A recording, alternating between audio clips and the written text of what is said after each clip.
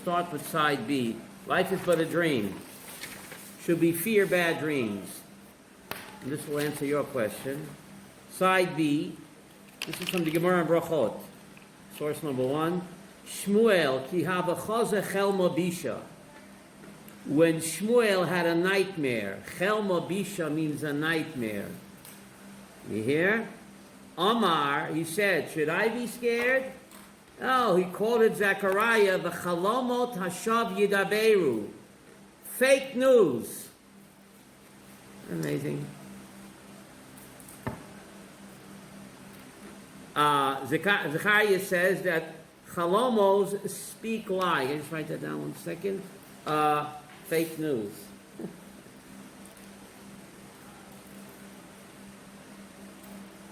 That nightmares are fake news, right? Not always. 1 minute, that's what... Nightmares are fake news. That's what Shmuel said. Chelma means a nightmare. In Aramaic, Chelma. Any relation to the word helm? No. Chelma means a nightmare. Chelma bisha. Chelma means a dream. Bisha means a nightmare. Chelma means a dream. Chelma bisha. Nightmares are fake news. You hear this? Ki hava choze chelma tova. But when he dreamed a good dream, Omar, you know what he said? Dream a little dream of me. What are you talking about? Are dreams fake news? Look, God says in Bamidbar chapter 12, how does God speak to a Navi? In a dream. So, Rabbi, make up your mind, Rabbi. There is always some truth, and there is also some fake news. Now, Rava Rami, this is Gemara Brachas. See source one. Rava asked a stira. Ksiv b'chaloi madaba boy. By Midbar 12, God says, I speak to a prophet in what? In a dream. Uksiv, and then Zechariah says, v'chaloi moish shav yidaberu. And Zechariah says that dreams are what? Fake. A fake news. Okay. So it seems to be what a Contradiction. seems to be what a Contradiction. So you're not on a diet anymore. How many years did you stay at it? I'm having a beer with that Mexican. Loikasha. See, it says Loikasha, you know. Yes. Kan Ayidei Malach. Kan Ayidei Shed. So when God says, I speak to a Navi, that's when the dream comes to a Malach. Kan, when Zechariah says that the dreams are what? Fake news, Ayidei Shed. When the devil made me do it. You getting this?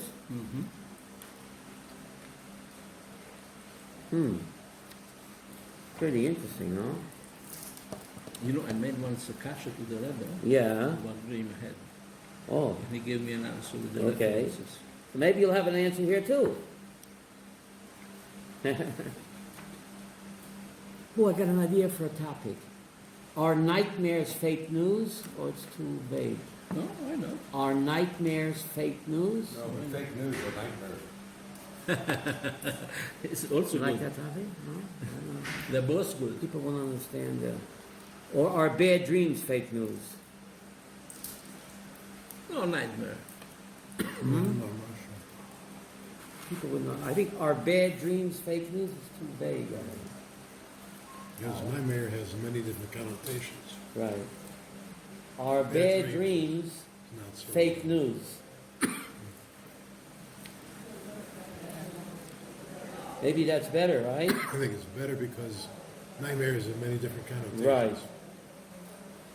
You like that I mean, title? Are can- bad dreams Could fake mean news? different things to different people. Are bad dreams fake news? Okay. Maybe that'll get him in. To leave the tea room. They're a stuck audience anyway. You have they have no place else to go. Yeah. Let's name a car. They can't get up They're and leave. stuck. So where are we over here? Omar Rab Bizna Bar Zavda. You hear that? Omar Rab Bizna Bar Zavda. Omar Rab Yakiva. Omar Rab Panda. Omar Rab Nachum. Omar Rab Biram. Why did all of these rabbis saying the same thing? Each one quoted the other one. Right? It's important to mention the source. Mishim Zaken Echad. And they said, all of these rabbis said in the name of one elder. Umani Rab Benah. So all of these rabbis were actually quoting Rabbi Benah. Rab Bizna, Rabbi Kiva, Rab Panda, Rab Nachum, Rabbi Biram. Who's Rabbi Benah? One of the sages. Which Rabbi Kiva are we talking about? Is it real? Only one and only Rabbi Kiva. So he was quoting. So these guys are. They all of these Talmidim of Rabbi Benah, right? They were all Talmidim of Rabbi Benah. How come we never heard of Rabbi Benah? Oh, you heard of them now. Esim va'arba posach halayim b'Shalayim. There were 24 dream interpreters in Shalayim. The guy hung a shingle. Dream interpreter. There were in ancient Israel, in Jerusalem alone. I'm sure they had to pay a tax. There were 24 dream interpreters. Pam achas chalamti chalom. Rabbi Benah said, one time I had a dream. You hear this? Dream a little dream of me. V'halachti eitzel kulam, and I went to all what? 24. All of them. I went to all 24 of them, right? And guess what? Everyone wants something. Umasha posalizeh lay posalizeh. What this guy interpreted, the other guy didn't interpret. So he paid 24 different dream interpreters. He got 24 different interpreters. And guess what? The kulam the sky movie and all 24 interpretations, what? Came true. What? The Kaima Shenemar. This is what the Talmud teaches. Kol hachaloimas holchem achar hapeh. All dreams follow the interpretation of the mouth. So we're still confused, right? Stay tuned. Source number 2, right?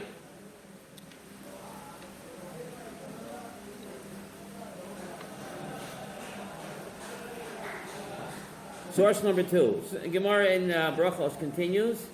Omer Shmuel ban Nachmani, Omer Rabbi Yonadan. Ein marin lo la'adam ela milhure liboy. What does a person dream at night? What he thought about what during the day? Shenemar, there's a pasuk in Daniel, my brother. Remember the king had a frightening dream, Nebuchadnezzar. Frightening dream. Remember he had a frightening dream? And he was really in a cold sweat about it.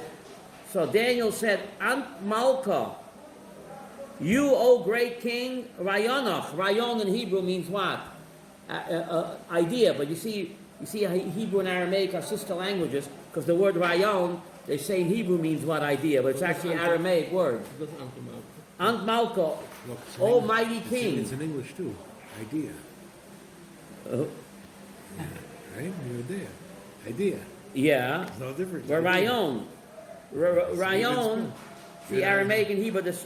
In English, you king, your idea, al mishkafcha silke. Idea. This idea that you dreamed, that was a result of you laying down. Your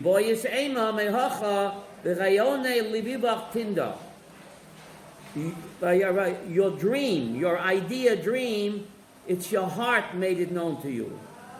What does that mean? What was Daniel telling the king? Omarava Teda, you should know, they don't show a person in a dream, loy dikla dahava, a person never dreams about a golden palm tree, loy pila de oyel, the kupa de machta, he never dreams that an elephant is passing through the eye of the needle. Why doesn't he ever dream that? This is Because he never thought about this it. This is the answer I got from the letter. Yeah, it is. And a guy never dreams about an elephant passing through the eye of the noodle. So you see that a person only dreams during the day what he's thinking about. Dreams at night. Night what he thinks about. Right. Daydream believer and daydream believer and Because he doesn't think about elephants a day. He's still, I was 80 years old. He's 80 years old. I knew he was 80. Born in 1938. He's 80 years He'll old. be 81 in November. He grew up in Borough Park. I told you he grew up in Borough Park. Yeah, he was born in New York City. I hope they print that article. Who is he? Jay Black. Let's lock the door. He's singing about Ne'ilah on Yom Kippur. Well, I said, let's lock the door and throw away the key. Right. So, yeah, after we talked, I had to go listen to He it. grew up in Barba. Well, Good. he went to, Speaks fluent Yiddish, of course, he but he must have escaped because I'm sure his parents, the birth part, wouldn't let him join the rock group, you know. So anyway, where are we over here? Number 3. Number three. So we're still confused. Are bad dreams fake news? You think that's a good title?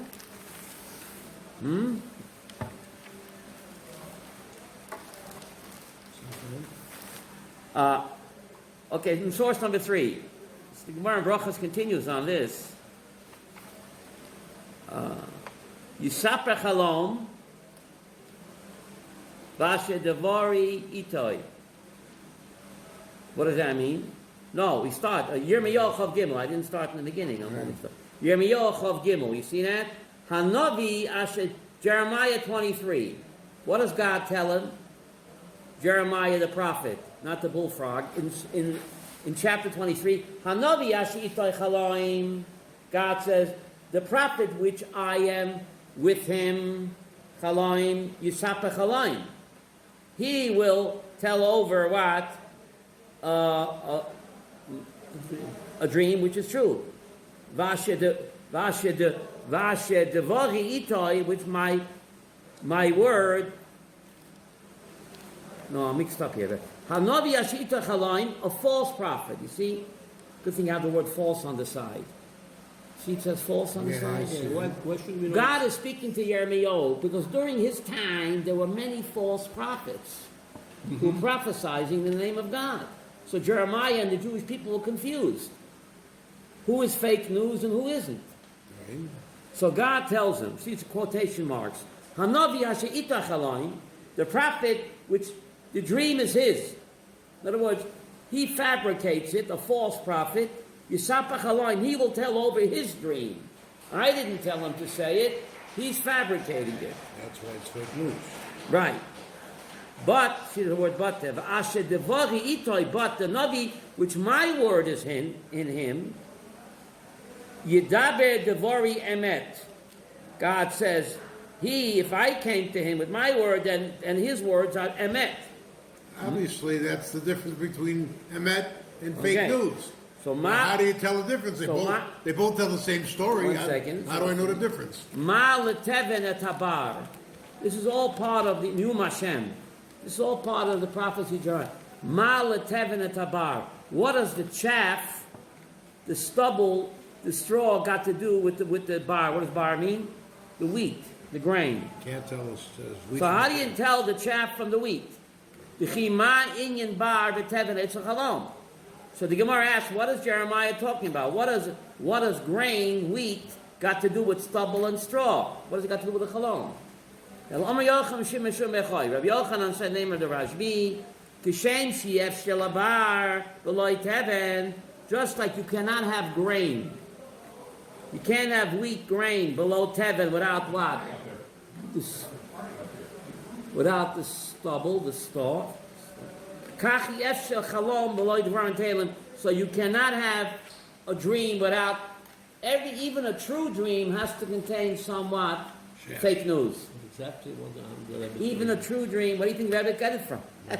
Even a true dream has to contain fake news. Devorim b'Teilim.